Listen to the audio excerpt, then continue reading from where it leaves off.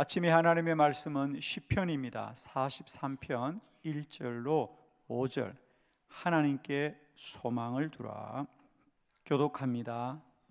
하나님이여 나를 판단하시되 경건하지 아니한 사람에 대하여 내 송사를 변호하시며 간사하고 불의한 자에게서 나를 건지소서. 주는 나의 힘이 되신 하나님이시거늘 어찌하여 나를 버리셨나이까?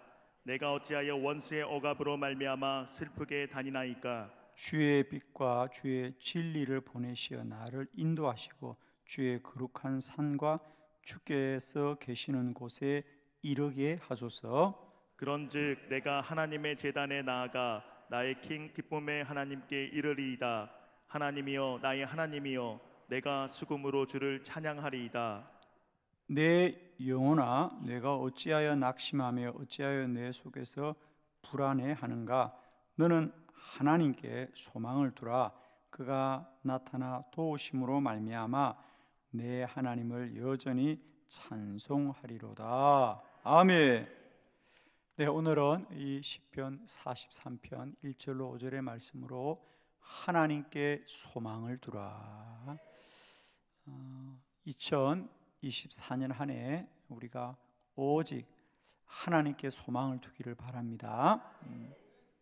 왜냐하면 세상과 사람은 세상과 사람의 일을 하지만 하나님은 언제나 나를 사랑하십니다. 나에게 뜻을 두고 행하시는 하나님이십니다, 여러분. 2024년 한 해 우리 모두가 복되기를 원할 때 그 복은 오직 여호와께로부터 임하실 줄을 믿고 세상과 사람 가운데 살지만 세상과 사람으로 인하여 때론 환난과 고난이 올지라도 우리는 오직 하나님께만 소망을 둘 수 있기를 축복합니다.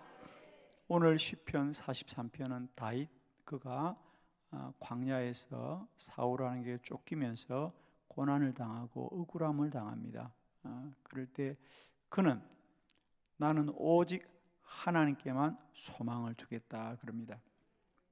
그는 사실 아무런 잘못도 없이 쫓기고 언제 사울로 인하여 생명을 잃을지 모르는 위협 속에 무려 15년 가량이나 그 힘든 세월을 보낼 때 그는 언제나 자기에게 불의하게 행하는 사람을 바라보지 않고 언제나 하나님을 소망합니다.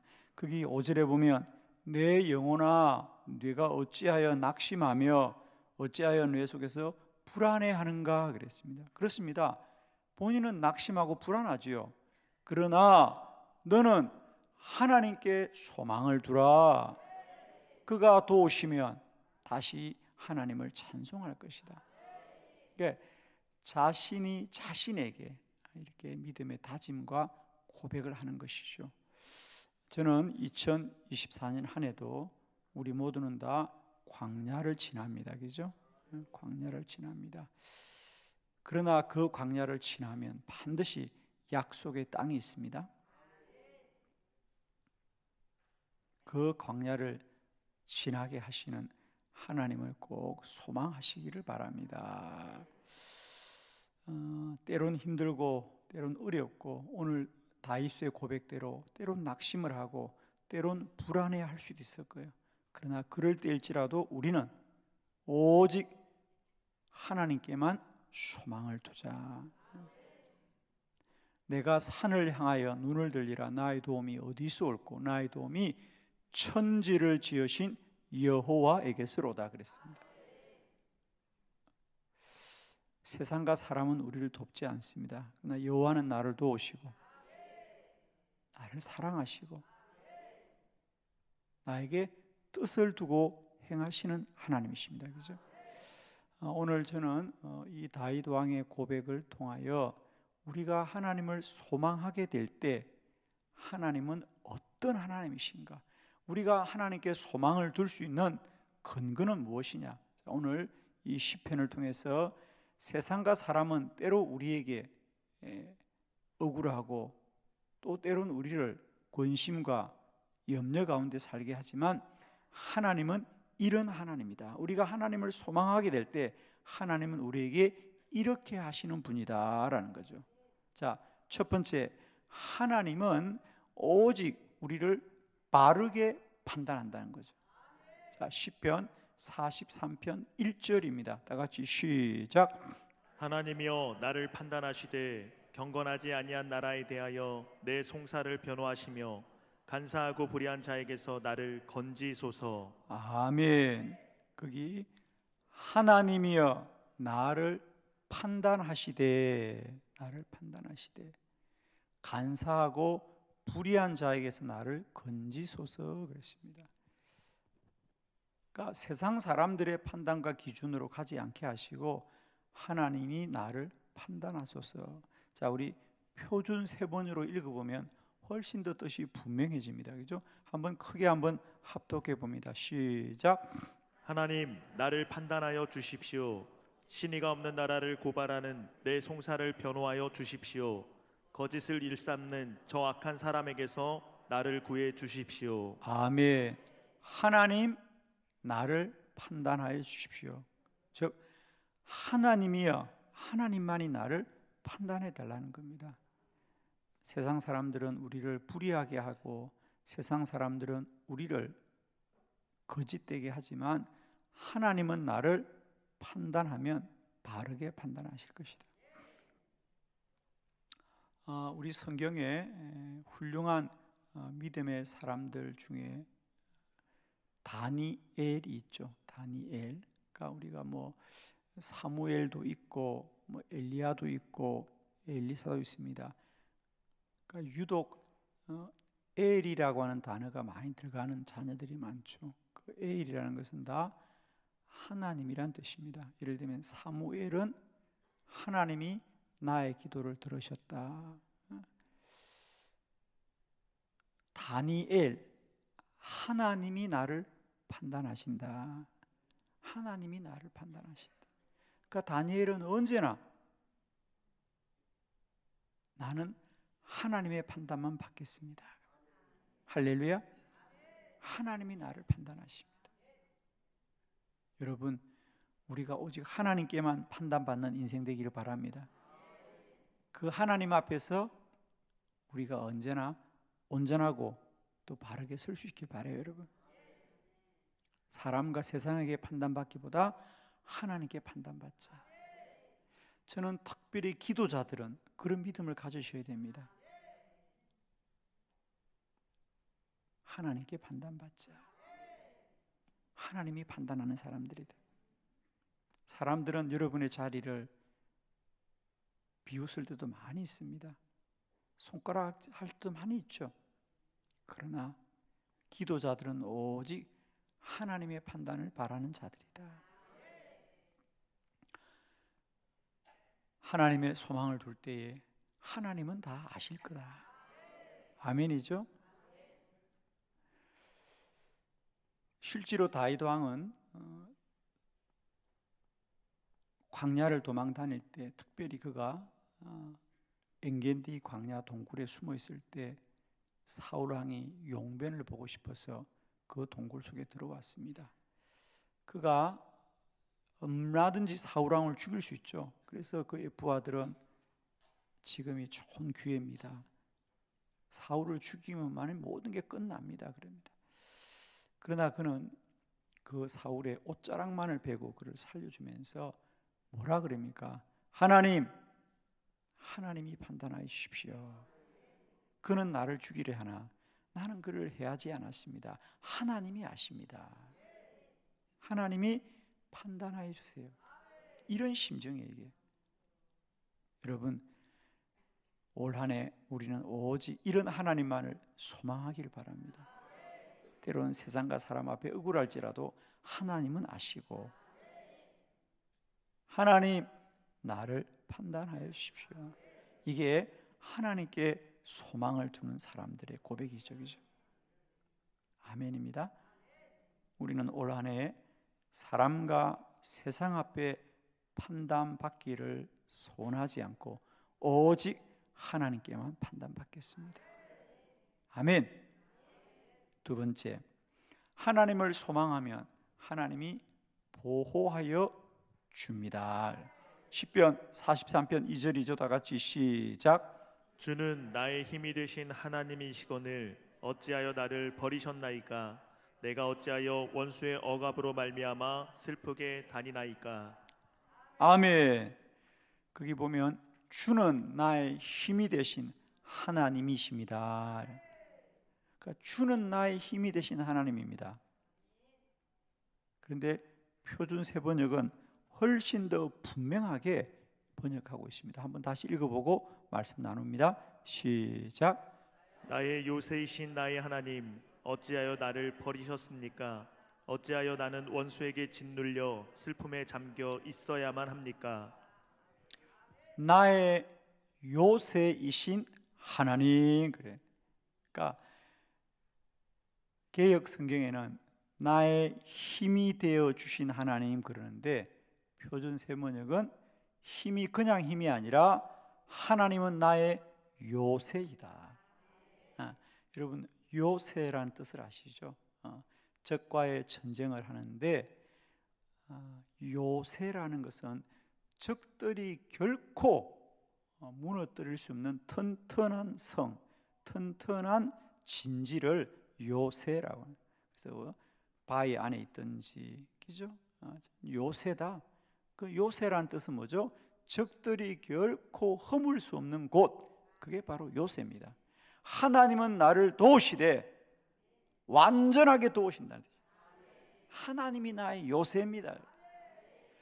사실 여러분 이건 다윗 왕의 심정이 되어 보아야 할 수 있는 고백이에요. 15년 동안 쫓겨다니 보세요, 여러분. 15년 동안 누군가가 나를 뒤쫓고 있다고 생각해 보세요, 여러분. 하루들 잠을 자겠어요, 여러분? 정말 여러분 생각해 보세요. 오늘 하루만 누가 나를 뒤쫓는다고 생각해 보세요. 우리가 잠을 잘 수 있겠냐고. 그런데 다윗은 하나님은 나의 요새시다. 하나님은 나를 지키신다. 하나님은 나를 보호하신다. 그런데 그 보호가 완전한 보호다. 여러분 2024년 한 해 우리가 피할 곳은 여호와십니다. 어디를 가야 완전한 게 아니고 하나님 안에 있는 곳이 완전한 곳입니다. 믿음 안에 있는 곳이 완전한 것이고 말씀 안에 있을 때 완전한 것입니다. 2024년 하나님께 소망을 두자. 하나님을 가까이 하면 하나님이 우리를 가까이 한다 그랬거든요. 그래서 하나님이 우리를 보호하십니다, 여러분. 하나님께 소망을 두면 하나님이 나를 보호하시되 나의 요새다. 우리를 지켜주시되 하나님만이 완전하게 지켜줍니다. 아멘이시죠?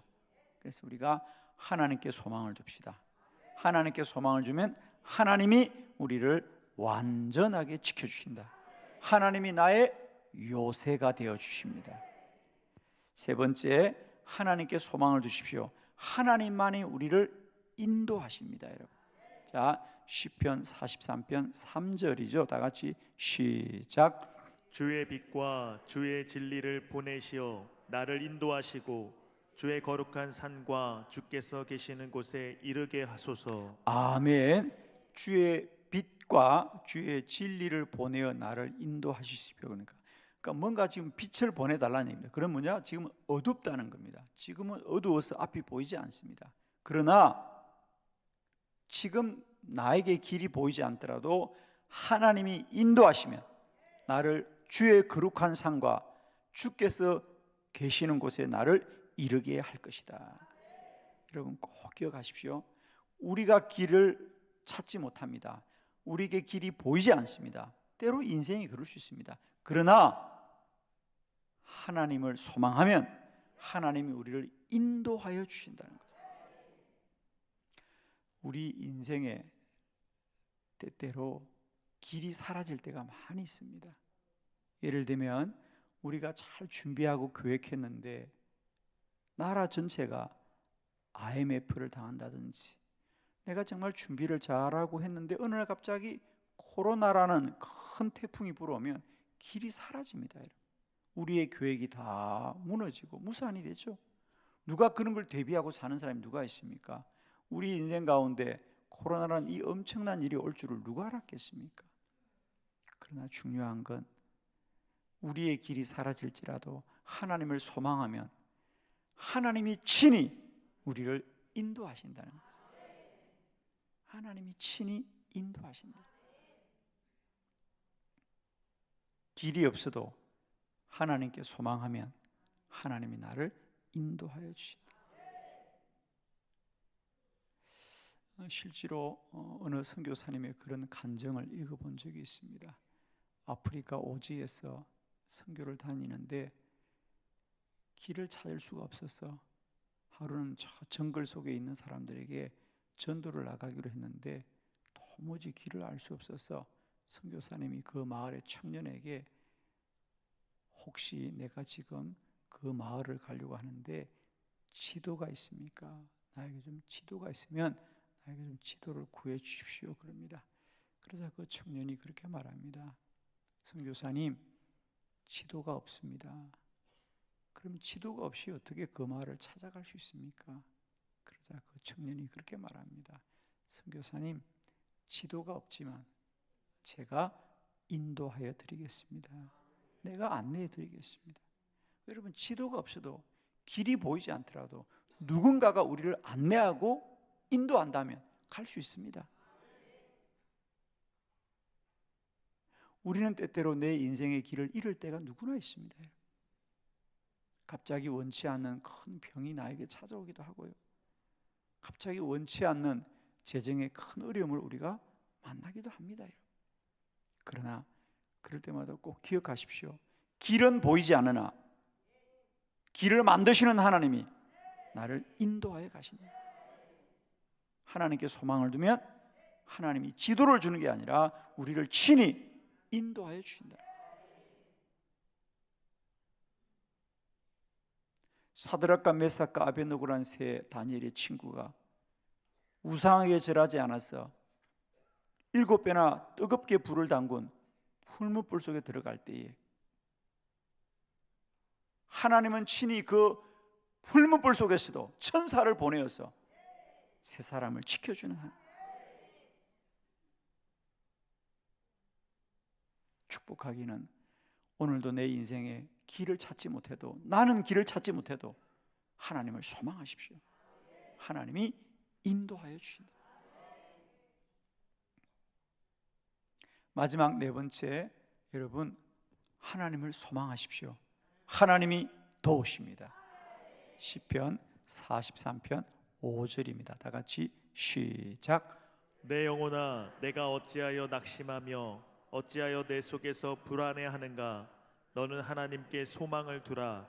그가 나타나 도우심으로 말미암아 내 하나님을 여전히 찬송하리라. 아멘. 내 영혼아, 내가 어찌하여 낙심하며 어찌하여 불안해하는가? 너는 하나님께 소망을 두라. 그가 나타나 도우심으로 말미암아 하나님을 여전히 찬송하리로다. 할렐루야. 하나님께 소망을 두라. 다윗 왕의 15년의 이 도망자의 삶의 가장 큰 고난의 절정은 사무엘상 30장입니다. 그날도 그는 도망자로 살면서 그를 따르는 그의 가족들을 돌보아야 했습니다. 그죠? 그때 그를 다윗을 따랐던 그의 부하들이 대략 한 600명쯤 되었다 그랬습니다. 군인들만, 남자들만. 그러니까 가족들을 하면 큰 식구들이죠. 먹여 살려야 됩니다. 그래서 다윗은 때때로 다른 나라의 전쟁에 용병이 되어서 참여하고는 양식을 얻어서 먹고 살았습니다. 그날도 블레셋의 전쟁에 참여하기 위하여 그 전쟁에 갔다가 그날은 그 전쟁이 이스라엘과 전쟁이었기 때문에 블레셋의 장수들로부터 거절을 당합니다. 사흘 길을 갔다가 그냥 돌아오지 않습니까? 그 돌아오는 걸음만 해도 무겁고 무겁습니다. 이 전쟁에 참여해야만이 가족들에게 양식을 좀 가지고 돌아갈 수 있는데, 사흘 길을 갔다가 사흘 길을 돌아오니 그들은 빈손으로 돌아옵니다. 그것만으로도 참 발걸음이 무거워서 집으로 돌아오는데, 이게 웬일입니까? 집에 돌아보니 시글락의 처소는 불에 타버렸어요. 그들을 반갑게 맞이해야 될 아이들과 가족들이 없는 겁니다. 알고 보니까 사흘 전에 아말렉의 군대가 이 부녀자들과 아이들을 약탈해서 처소는 다 불을 태우고 아이들을 다 붙잡고 갔습니다. 이제 이게 마지막 환란이죠. 사무엘상 30장이니까. 그러니까 지난 15년을 다윗을 신뢰하고 함께 왔던 그 부하들조차도 이제는 성경에 보면 다윗을 죽이고자 하더라 그럽니다.